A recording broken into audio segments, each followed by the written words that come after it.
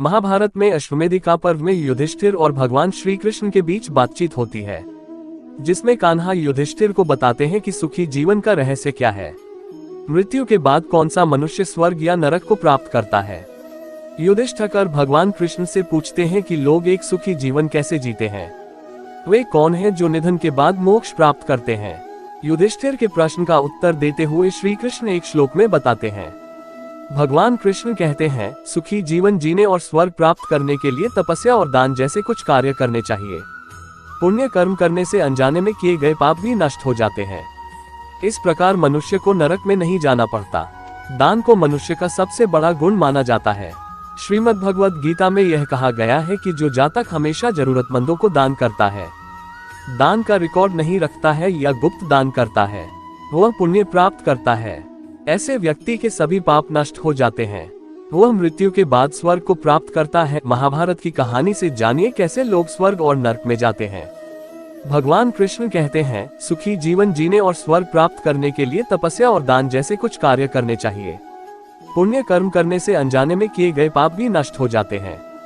इस प्रकार मनुष्य को नरक में नहीं जाना पड़ता। महाभारत में अश्वमेधिका पर्व में युधिष्ठिर और भगवान श्री कृष्ण के बीच बातचीत होती है, जिसमें कान्हा युधिष्ठिर को बताते हैं कि सुखी जीवन का रहस्य क्या है। मृत्यु के बाद कौन सा मनुष्य स्वर्ग या नरक को प्राप्त करता है। युधिष्ठिर भगवान कृष्ण से पूछते हैं कि लोग एक सुखी जीवन कैसे जीते हैं, वे कौन हैं जो निधन के बाद मोक्ष प्राप्त करते हैं। युधिष्ठिर के प्रश्न का उत्तर देते हुए श्री कृष्ण एक श्लोक में बताते हैं। भगवान कृष्ण कहते हैं, सुखी जीवन जीने और स्वर्ग प्राप्त करने के लिए तपस्या और दान जैसे कुछ कार्य करने चाहिए। पुण्य कर्म करने से अनजाने में किए गए पाप भी नष्ट हो जाते हैं। इस प्रकार मनुष्य को नरक में नहीं जाना पड़ता। दान को मनुष्य का सबसे बड़ा गुण माना जाता है। श्रीमद् भगवद गीता में यह कहा गया है कि जो जातक हमेशा जरूरतमंदों को दान करता है, दान का रिकॉर्ड नहीं रखता है या गुप्त दान करता है, वह पुण्य प्राप्त करता है। ऐसे व्यक्ति के सभी पाप नष्ट हो जाते हैं, वह मृत्यु के बाद स्वर्ग को प्राप्त करता है। श्री कृष्ण युधिष्ठिर से कहते हैं कि मनुष्य का मन चंचल है, वह इधर उधर भटकता रहता है, लेकिन एक ऐसा व्यक्ति जिसका दिमाग नियंत्रित नहीं है और महत्वाकांक्षी है, वह अपनी इच्छाओं को पूरा करने के लिए गलत काम कर सकता है। ऐसे व्यक्तियों को अपने कर्मों के कारण नरक भोगना पड़ता है। जो लोग मृत्यु के बाद स्वर्ग प्राप्त करना चाहते हैं, उन्हें अपने मन और इच्छा पर नियंत्रण रखना चाहिए। भगवान कृष्ण युधिष्ठिर से कहते हैं कि सत्य बोलना भी मनुष्य के विशेष गुणों में से एक है। जो जातक जीवन भर सत्य के मार्ग पर चलता है और सत्य बोलता है, उसे न केवल जीवन में सफलता मिलती है, बल्कि मृत्यु के बाद भी ऐसे व्यक्ति को स्वर्ग की प्राप्ति होती है। श्री कृष्ण कहते हैं कि बहुत से लोग अपने व्यस्त जीवन के कारण तपस्या, ध्यान और पूजा नहीं करते हैं। अगर किसी व्यक्ति को स्वर्ग की इच्छा है तो उसे प्रतिदिन ध्यान और तप करना चाहिए। जो लोग गलत काम करते हैं, हमेशा झूठ बोलते हैं, वे पाप के शिकार होते हैं। ऐसे मनुष्य को नरक में स्थान मिलता है।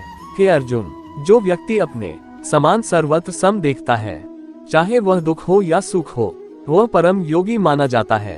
प्रेम हो या प्रार्थना, ये तो मालूम नहीं, पर जो आपसे है, किसी और से नहीं।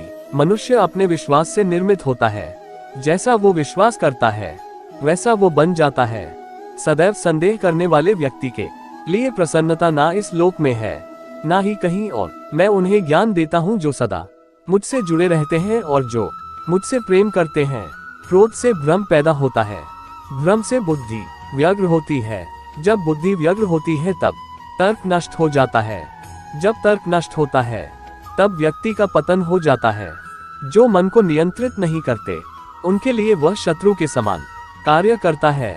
हे अर्जुन, हम दोनों ने कई जन्म लिए हैं, मुझे याद है, लेकिन तुम्हें नहीं। प्रत्येक व्यक्ति इस भौतिक शरीर रूपी रथ पर आरूढ़ है और बुद्धि इसका सारथी है। मन इसका लगाम है तथा इंद्रियां घोड़े हैं। इस प्रकार मन तथा इंद्रियों की संगति से यह आत्मा सुख या दैख का भोगता है। मृत्यु के समय जीव द्वारा विकसित की गई चेतना उसे दूसरे शरीर में ले जाती है। कौन क्या कर रहा है, कैसे कर रहा है और क्यों कर रहा है, इन सब से आप जितना दूर रहेंगे उतना ही आप खुश रहेंगे। समझदार व्यक्ति जब संबंध निभाना बंद कर देता है, तो समझ लेना उसके आत्मसम्मान को कहीं न कहीं ठेस पहुंची है।